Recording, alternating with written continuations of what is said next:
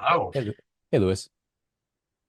Yeah, so recently um, I was struggling, kind of found myself in a predicament where everything got a bit too intense, found myself in hospital, didn't really find any support there. And actually, the last we spoke, um, I was saying when I kind of remove all distractions and I just sit with myself, that the carnage, the chaos starts to come on. And you recommended go straight for that. Hmm. And I've found excellent results with that. Oh, And okay, cool. Oh, good. no, like yeah, going straight head on with it was like beautiful, uh, Yeah. really empowering. Just anytime I kind of feel some emotion, some intensity, something that makes me feel just sit down with it, put every electronic away, and just stare it in the face. Yeah. Walk straight into the jaws of death. And Wow. so now I kind of feel like I'm coming back to myself.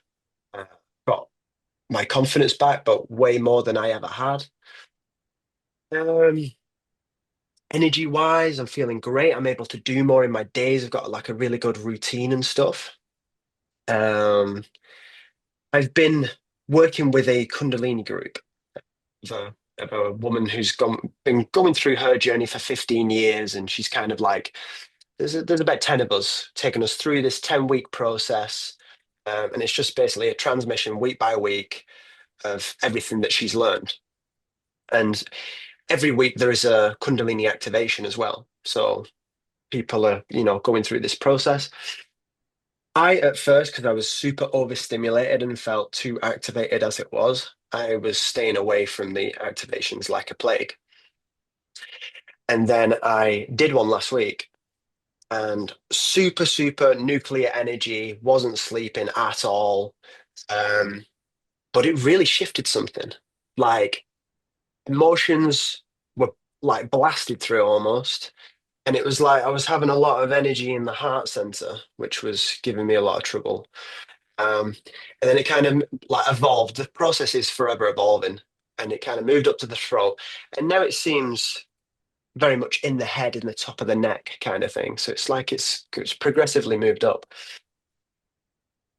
Now that activation brought me so much. Um, I had to kind of deal with a lot of chaos. Just shortly, like for a few days after it. But it's like it's nothing I haven't done before. So I'm now feeling that temptation to be like, well, is this gonna? I feel like this could serve me. Hmm. But at the same time, what drove me into the hospital, what kind of got me into a little bit of psychosis, is always pushing myself. Uh-huh. That hustle mentality. Hmm. Yeah. So I don't know. I guess at the end of that, what is the question? Hmm. Yeah. Yeah. Is it a good idea? It is something, if from your experience, is a Kundalini activation something that is only bringing up something that is within you anyway? So Hmm. it's only bringing up emotions that need to be Yeah. spent up anyway, or is it just a bad idea? Hmm. And it's Okay. just, Yeah. it's not something that you would personally go for. Hmm. Well, Lewis, thank you for that amazing update. You scared me in the first bit, but fantastic. Yeah, yeah. At this point, you're in on the joke. You know what to do. You feel it, and you're okay Yeah. on the other side. Yeah, I could say at this point, if my work was, if I could boil my work down to one thing, it's just that. If I could bring anybody to that place, I'm happy because from there you're invincible. Whatever arises, you sit with it. It dissolves. It passes away. It doesn't last. And on the other side, like you described, well, feel more confident, more relaxed, more in touch. Mhm. Great, Yeah. right? But of course, there's some caveats there because we don't want to feel too much in an unsafe environment. So we must first establish safety to feel that. And so we have to honor um, our system's readiness to feel. So there are things that I have not yet been safe enough to feel in my system. And I know this. And I'm not upset with myself. I'm not trying to dig it up prematurely. I know that the right context will come and I'll feel it in time. Right. Mm. Um, in the same way we may see other people and they're suffering and we can't force them, just throw them in a padded room and just say, just feel all of that. Um, because that act alone of putting someone in a situation where they have to feel everything, that can also be a traumatic experience as well. That can actually not be release. It can actually be more of a shutting down. And so we don't want to do that with ourselves. So we don't want to use the ego mind to force the system into catharsis or purging or clearing uh, prematurely. So how do we then discern between whether it's a good idea to do a Kundalini activation or psychedelics or even go on to retreat or to do some intense breath work or something like that? How do we discern whether it's the time or not? Because we do recognize that will really like bring a lot of stuff up, but am I ready to handle that stuff? Does it make sense? So I think it's this is where it comes a little bit more of an intuitive sense. We have to feel into the flow. What does the heart say on a feeling level? Is it like a yes? Is it a hell yes? Or is it I don't know, but maybe if I go, it would be better, it would be faster. If it's it should be very easy and fluid. Look at the schedule, your calendar. If it costs money, do you have the money? How are you going to get there? Is it easy? Is the path being laid out for you like really smoothly? Or do you have to go through a bunch of hurdles to get to this next event or whatever it may be? This is one way we can also discern whether we're meant to be there or not. Um, Pay attention to signs, ask for some signs. You may hear, for just a random thing, maybe holotropic breath work. You're not sure if you should go. And then you say, okay, if I hear about that from three other people this week, I think that's a sign for me to go. And you let go. And you may see somebody's mentioning it here, somebody mentions it there, and you're keeping track, like, okay, maybe this is something I should explore further.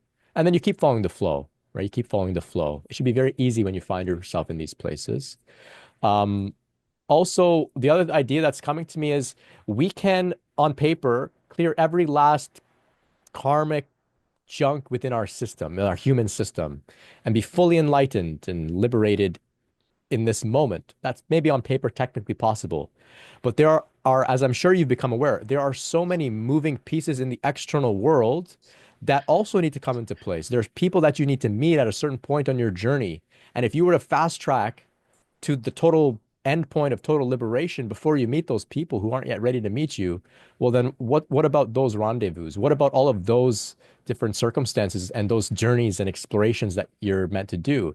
So that's why I like to say like just take it easy. Like whatever is meant to unfold will unfold at the right time. You'll find your way there. There's lessons to be learned. There's conversations to be had. Can't rush all of it, and we're not meant to. We're not even asked to. That's why I say like there's still stuff in me that I still have to be worked out. Um, but where I'm at right now is perfect because it allows me to uh, mesh well with my circumstances.